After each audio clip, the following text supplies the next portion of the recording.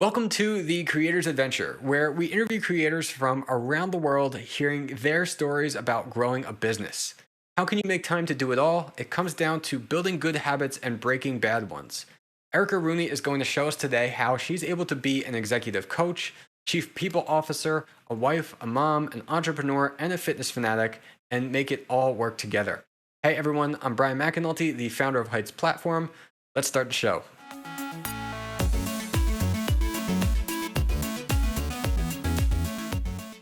Hey everyone, we're here today with Erica Rooney. She is an executive coach and consultant, the chief people officer at Blue Acorn ICI, a wife, a mom, entrepreneur, and fitness fanatic. She is on a mission to help anyone break out of their sticky floors and bust through the glass ceiling to live a life filled with purpose, passion, and peace. Erica, welcome to the show. Awesome, Brian. Thanks for having me. Yeah, you're welcome. So my first question for you is something that we like to ask everybody. What would you say is the biggest thing that you did or that you are doing that has helped you achieve the freedom to do what you enjoy? Oh gosh, it's probably not going to be an answer that you would expect, but the thing that I did that has allowed me all of this freedom is actually to give up drinking, to cut out the booze completely. I know that might depress some people who are listening here, but the clarity that it gives your mind and the time that you have in the day, how much more productive you are, it's amazing. Interesting. Well, I don't know if it's going to be more depressing for the audience, but I don't drink at all either. and Exactly. I mean, that's my honest to God answer. I've always been a goal getter. I've always been a get up and do it kind of person. But when I decided to quit drinking, I found so much more freedom. So there's the real answer. Yeah, that's interesting. I've never really was into drinking actually. For me, it's just something that didn't even particularly interest me. And there was a really funny, I think like a lot of people don't understand it, but there was a really funny video or something of some comedian I saw. And he was telling the story of like, if you go up to somebody and you say like, oh, well, like, do you want some water or something? And say, oh, I don't really drink water. Like they want a soda or something else. And it's like, well, what do you mean you don't drink water? But if people wouldn't question that actually. And if you say like, oh, do you want something like a drink like alcohol? Then, and you say no, people are suddenly like, you don't drink alcohol?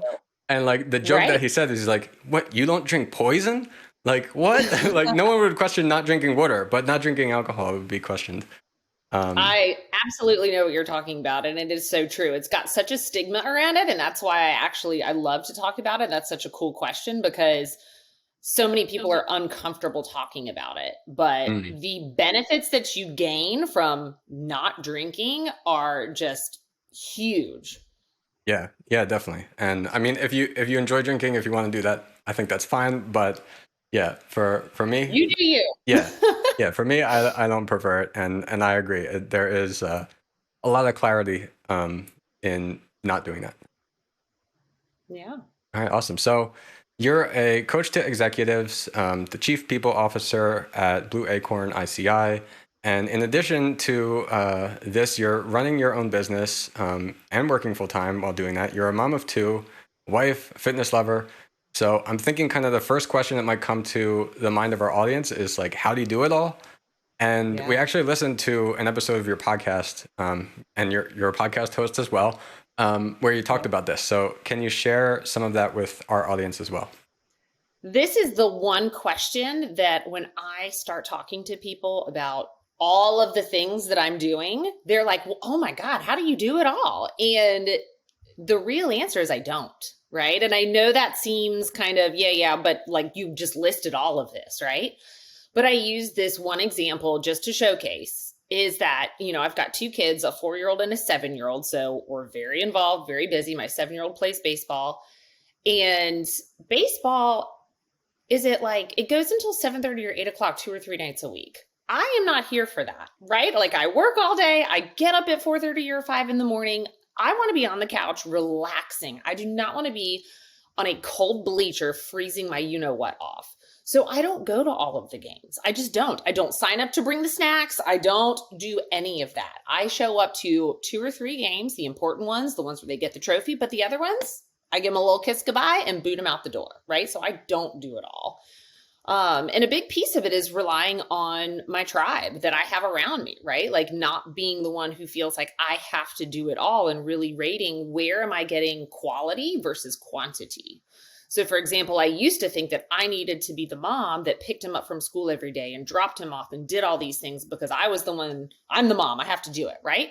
Mm. No, you don't. No, you don't. Right. So now I split these roles with another neighborhood parent, and I split them with my husband, and I split them with my mom, and I don't do it all that often. And guess what? He doesn't care. He really does not care. He probably prefers it when other people pick him up.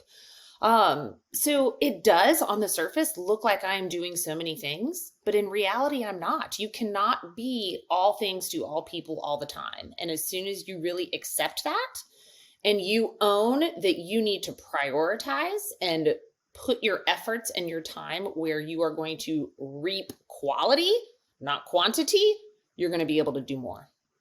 Yeah, that's a great answer. I think like even in business, but in personal life too. I like that you gave the example of how it works in your personal life because my wife and I we had a daughter this year, our first child, and we've been thinking recently like, well, what can we do in our life? What's something that we don't have to do so we can focus on the important things? And but yeah, it's so important to do that in business, but it's hard to do it both in business and personal life because you feel like most people tend to feel like you care about your business, you care about your family. So you tend to feel that like, well, I have to be the one to do this thing. And I think that's a challenge a lot of people run into when it comes to learning, like, what can you delegate to somebody else, whether that be an assistant, somebody you hire on your team, a contractor, somebody you hire to help around the house or do yard work or whatever it is. Learning what are the things that are super important that are like non-negotiable for you to want to do, and what are the things that might seem challenging, but you actually can kind of let go of. Well, and what can you automate? I mean, Hmm. there's so many amazing tools out there nowadays that make life for people like us, right? Entrepreneurs, creators, that make it so much easier. Yes, it is an investment. Not all of them are huge investments, though. And if you spend a few dollars there, like what is your time worth? Put a dollar amount on that. Put a dollar amount on what you feel an hour of your time is worth. And then ask yourself, should I be spending an hour editing this podcast or creating content or whatever it is, spell checking something for God's sake, Or should I outsource and automate all those things? It's up to you.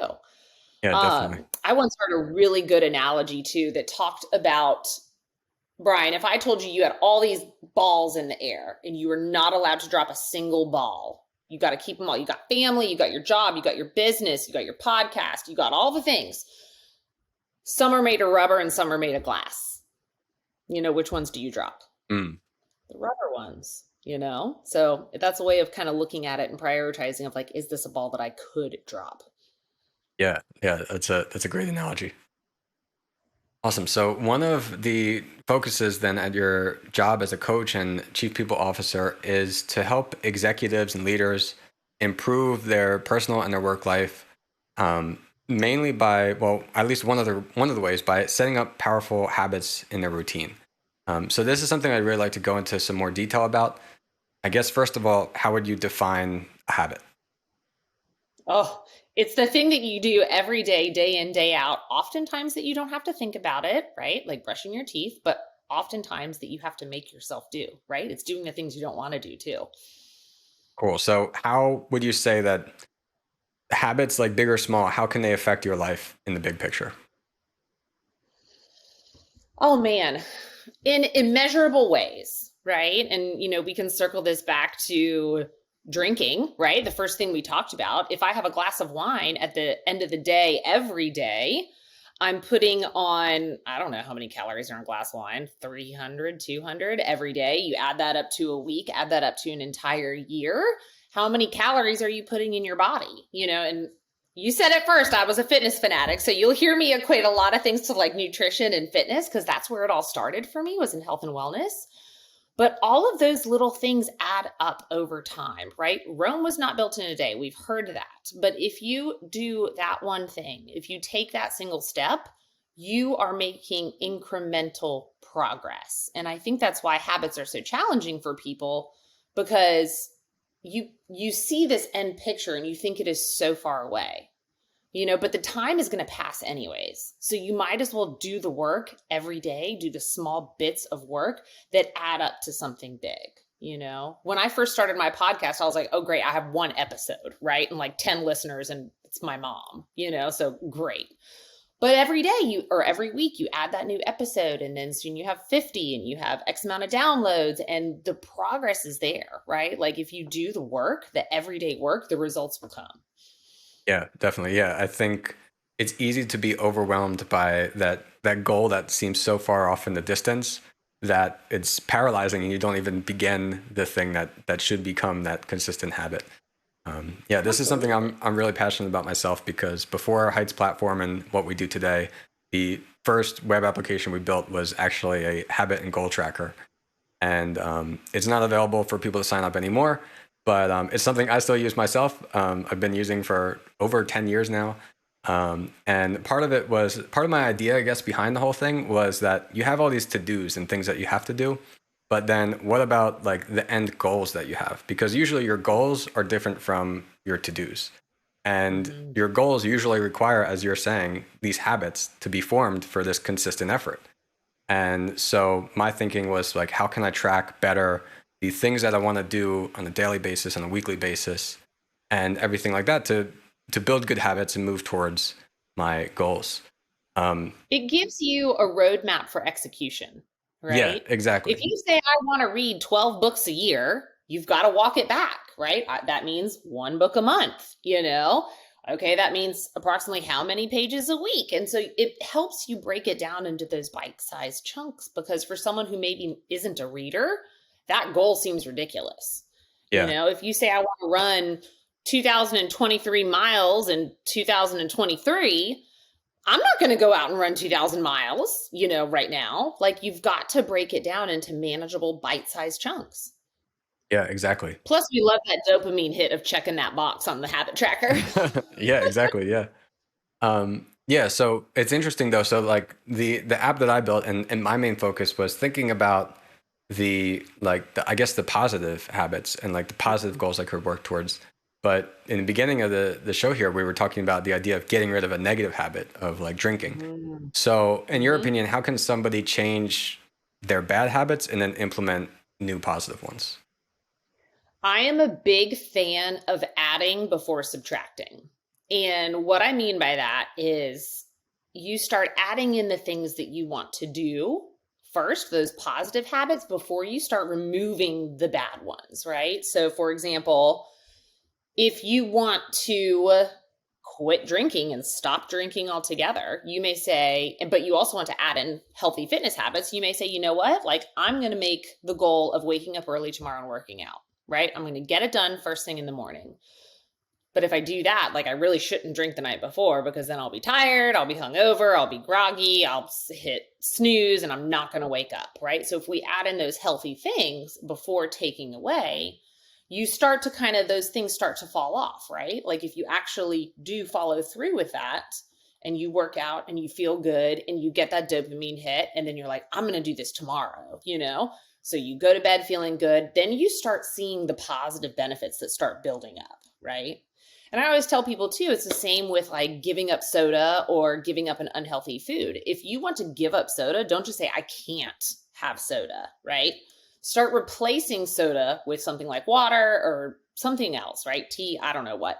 And say, I'm going to have X amount of glasses of water before I allow myself soda. Then you might not even end up wanting that soda. But one thing I said there that I also want to go back to is the mindset shift of the can'ts. I'm sure you've heard this. Like when you tell yourself you can't have something, you are giving the ownership of that away. You are taking the control away from yourself, and people hate that. It's very uncomfortable, right? I don't say I can't drink. I can drink if I want to. I just choose not to. I don't drink, just like I don't smoke, just like I don't skydive. It's a personal choice, right? But that's a big piece of it when people put this can't. I can't eat that candy. I'm on a diet, right? Those are the people that are going to dive headfirst into the candy. Mm. So it's a huge mindset shift. Yeah, I think that's definitely important. So I'm curious, like, what would you say is a A positive habit. We've talked about a negative habit. What's like a positive habit that you formed that you felt was really important for you?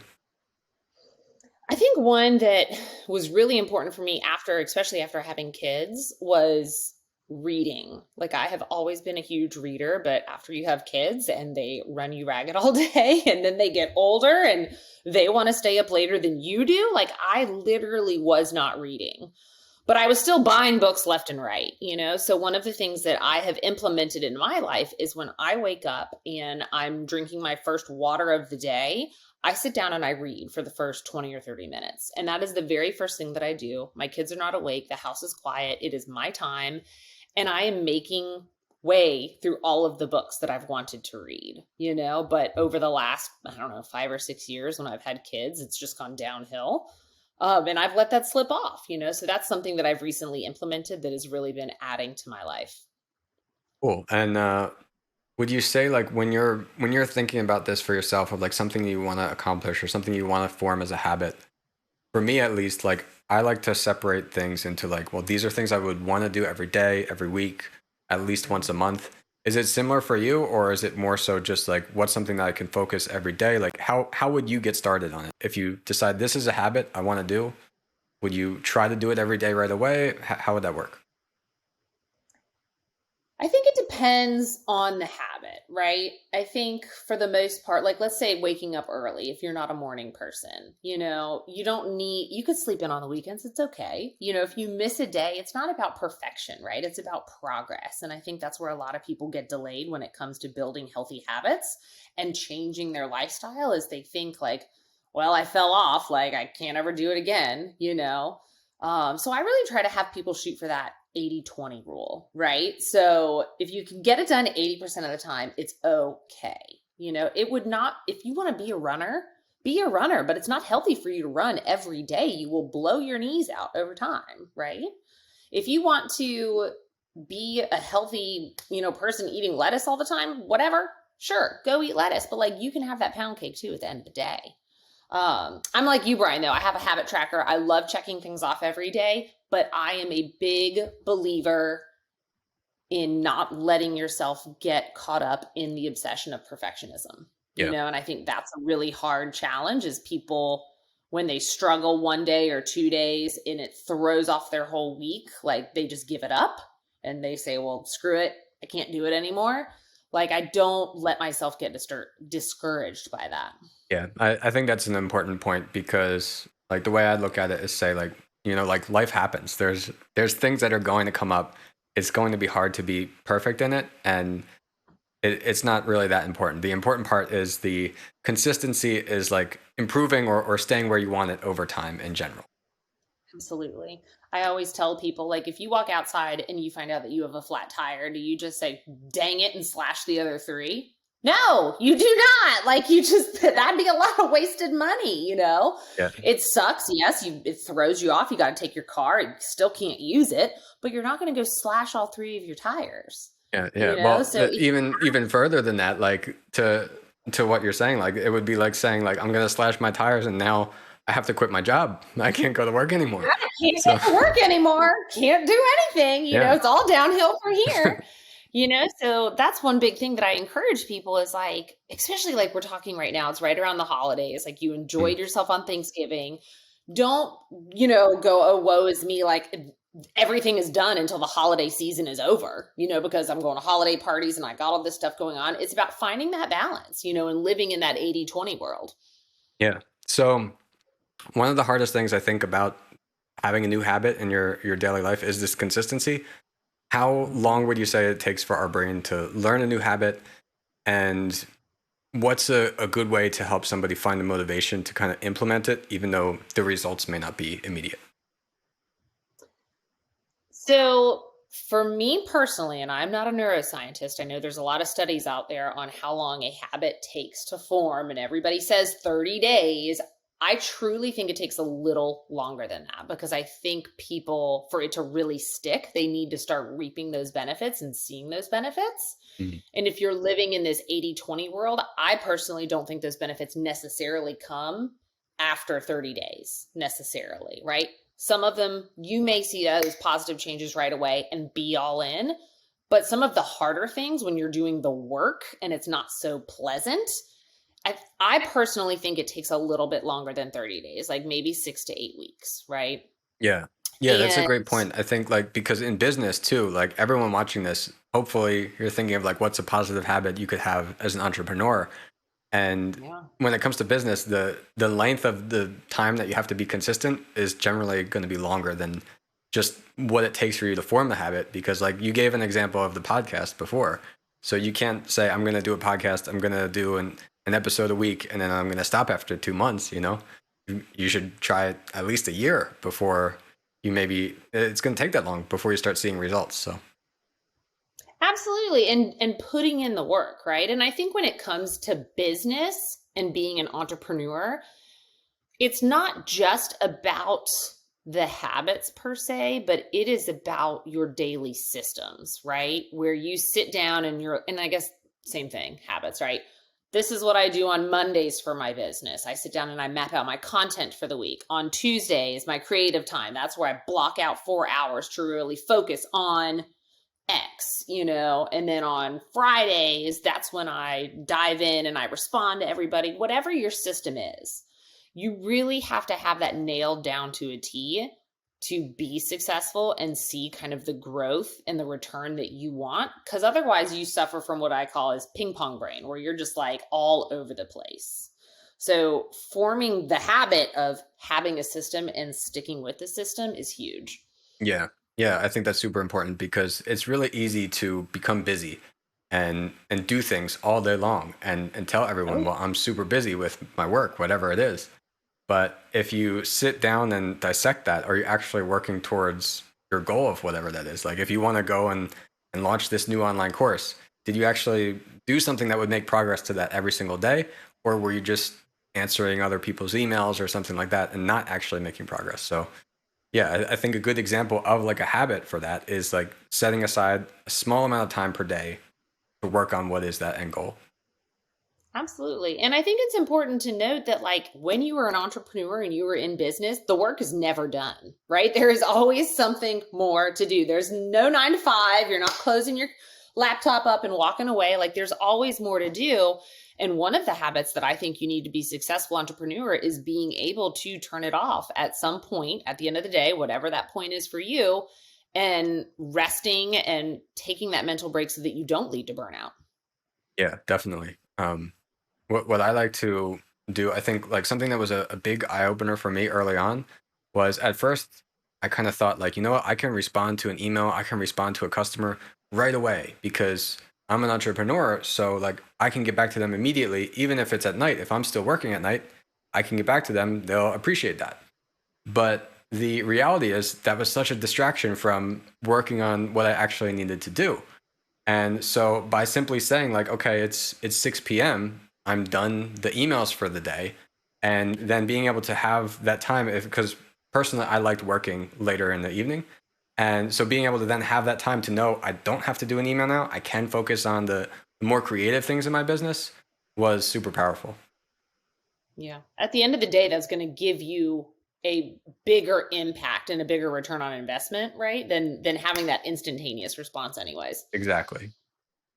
So one thing we saw you talking about in a podcast episode, I think we kind of touched on it already, is the idea of habit stacking. Is that what you were kind of Mhm. talking about of like taking something maybe you don't want to do or and combining it with a habit you do want to do? Can you go into that a little bit more?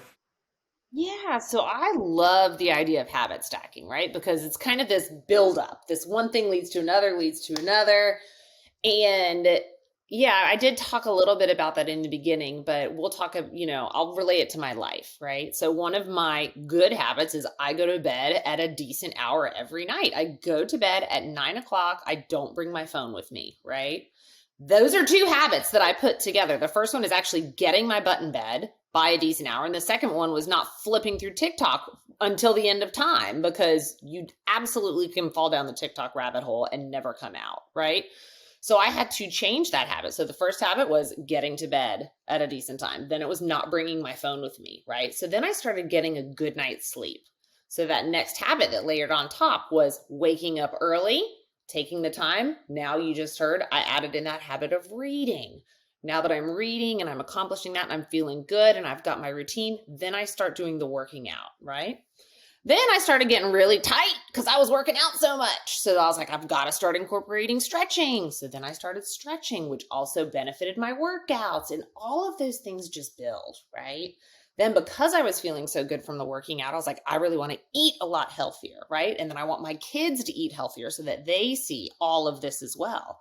So my habit stacking also included habit stacking for my family and how that kind of went down. And now my kids eat the way I eat. They eat whole foods, healthy foods, things like that. They go to bed at a decent time. We read books together. But it's all building those incremental little things on top of each other that just start to roll into a big routine, right? And that's what makes it that mindless habit, to where it's not so much work for me to do all of these things anymore because it just happens. It just goes into play, which I Yeah. think is so key for like true lasting success. Yeah. Yeah. I like that. And I think if someone's listening to this and feeling intimidated or overwhelmed of all of that, then I would suggest that like the goal and like in Erica, like what you've reached, as you said, like you feel better now doing all of that. To say I'm gonna do all of those things immediately, and to hear them listed out may sound like, okay, well that's too many habits. I don't even know if I want that. And if you don't, that's fine. But if you start doing those things, eventually you feel better by doing that. We all want to feel better. That's the goal, right? So um, even though it may feel intimidating, if you can stack it on like that, you'll end up with the same end result that you're after of feeling better. So And I would say if you feel intimidated, that's totally normal. I do a lot, I know. But everybody can do something, right? And that's the point of it, is doing something too that works with your life and your schedule. You don't need to be Erica Rooney. That's okay. cool. So any other tips or something, maybe like mistakes people make when they're trying to start a new habit, or what would you say to somebody who says like this all sounds great, but I really just don't have time to add a new habit to my life, or something like this? For number one, for anybody who says they don't have time, I want them to pull out their phone and I want them to go to look in that one app or section of their phone that tells you how much time you spend on social media a day, because you absolutely have time to do one small thing, right? It can be 10 minutes of meditating. You don't have to get sweaty for it. It can be stretching. It could be the habit of just telling your loved one thank you for whatever you did, right? And inviting more gratitude into your life. It doesn't have to be some big thing. And that is probably one of the biggest pieces of advice.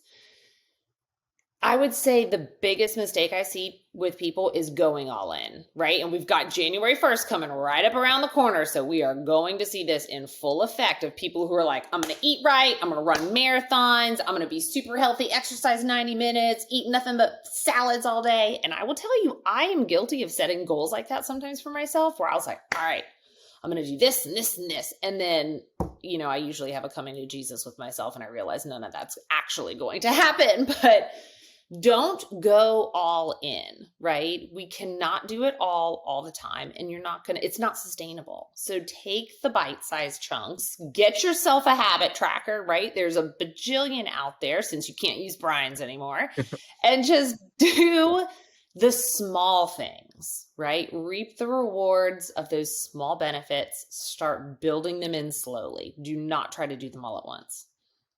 Awesome. Yeah, that's great advice. And I think definitely about as far as the not having time, uh, looking at the time that you spend on your phone. Even if you feel you don't spend time on your phone, you probably spend a lot more than you think. And for myself, recently, actually, I recently got Apple Watch, and I always thought, these are so silly, so stupid. I don't want more notifications. I'm the kind of person, I enjoy like mechanical watches and all that. I thought I don't want an Apple Watch, but I noticed a lot of other founders and entrepreneurs had one, and I was trying to think like, well, why do they have them? And I asked some people, and they were telling me, well, this lets me get away from my phone, and so that's why I ended up getting it, to basically ignore my phone. I basically use the watch as my phone now, and this way I don't get sucked into accidentally checking social media for whatever reason and then scrolling for 15 minutes or whatever. So Definitely. I think even myself thinking that I don't spend too much time on my phone, um, I feel like that's made a big difference. I feel like there was more time than I expected. Yeah. And I would say too, change your mindset, right? Like it's not that you don't have the time, it's that you don't make the time. And Mm, that is a very tough love approach to it. But everybody has the same 24 hours in the day, right? And everybody is busy. It is not, I'm not trying to say I'm busier than anybody else because it's not a competition. Like that yeah. drives me crazy when people try to one up you with, well, I'm busier than you because I have 3 kids and I have a dog or whatever the situation is. We're all busy. But if you feel like you don't have the time, I challenge you to say that it's not a priority. I'm not making the time.